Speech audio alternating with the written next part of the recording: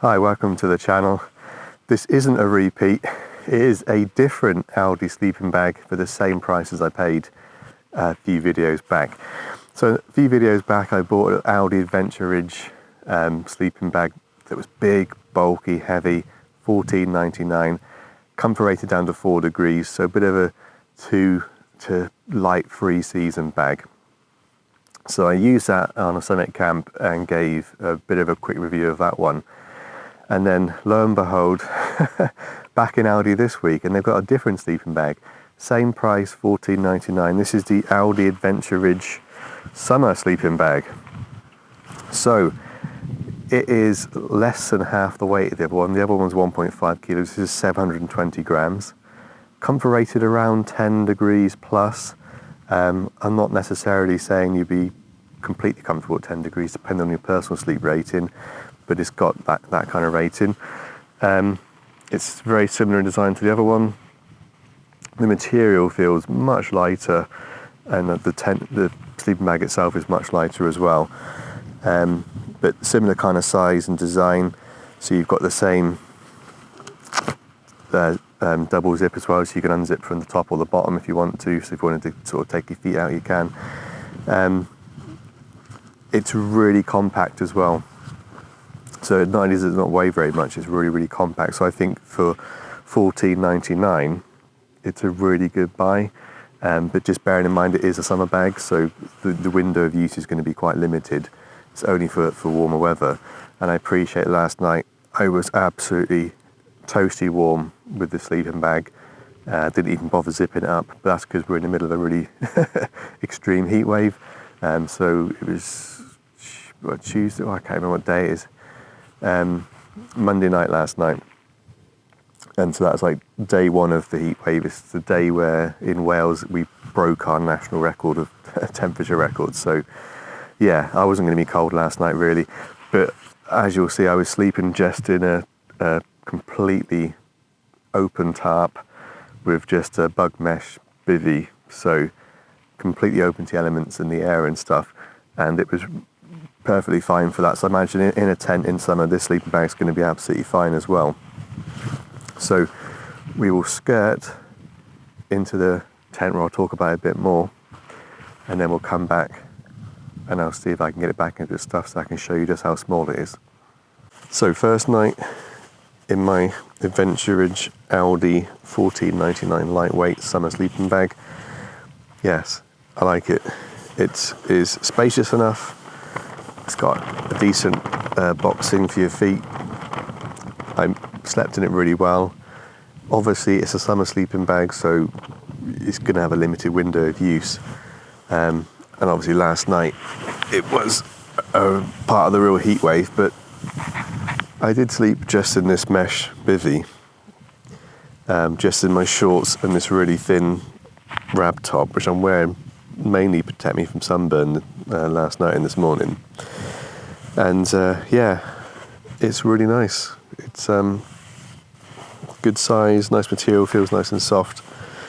For $14.99, I think it's a really good buy. I definitely think it's worth getting as a summer bag because it does pack down really small, which we'll see in a minute. Only weighs 720 grams, so I think if you look at the specs on it,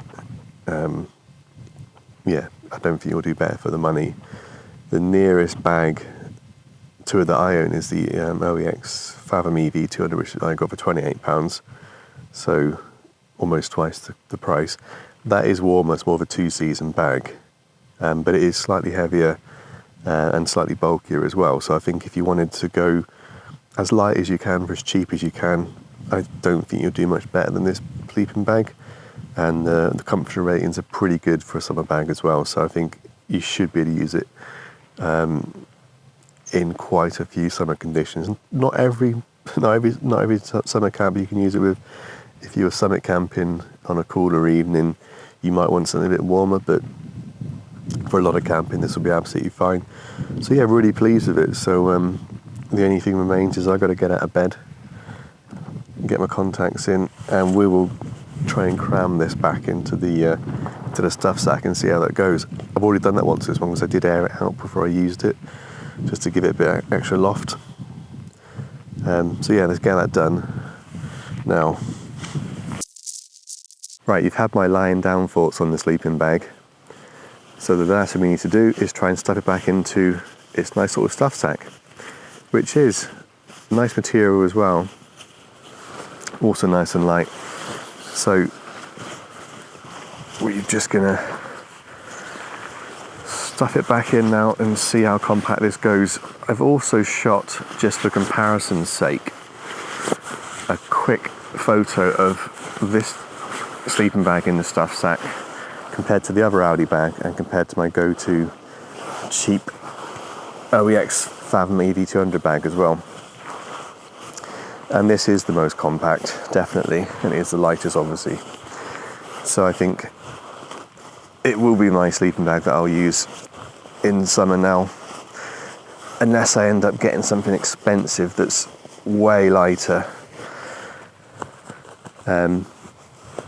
But currently I can't see that happening because I spent way too much money on gear anyway, and obviously I really enjoy the bargain stuff. So as much as I like the idea of getting a ultralight 320, 330 gram sleeping bag, it's not going to happen for the time being. That goes back into the stuff sack really easily.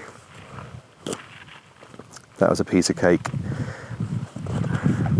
which is good because it's not always the case.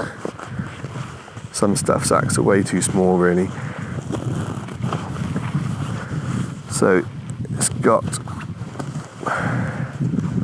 plenty of compression straps as well, so you can certainly compress this much smaller. One of the straps has come undone. So there you have it. That's pretty small in my book, and I think for the money you can't go wrong. Yeah, so it reckons the comfort range is 10 degrees onwards, and the transition area takes you down to about +6, and the risk area takes you down to -6. Obviously you're not going to want to be this in any kind of minus temperatures, and I wouldn't want to imagine you'd want to be in it at 6 degrees either. I think 10 degrees plus, summer bag, 720 grams, that's small, $14.99.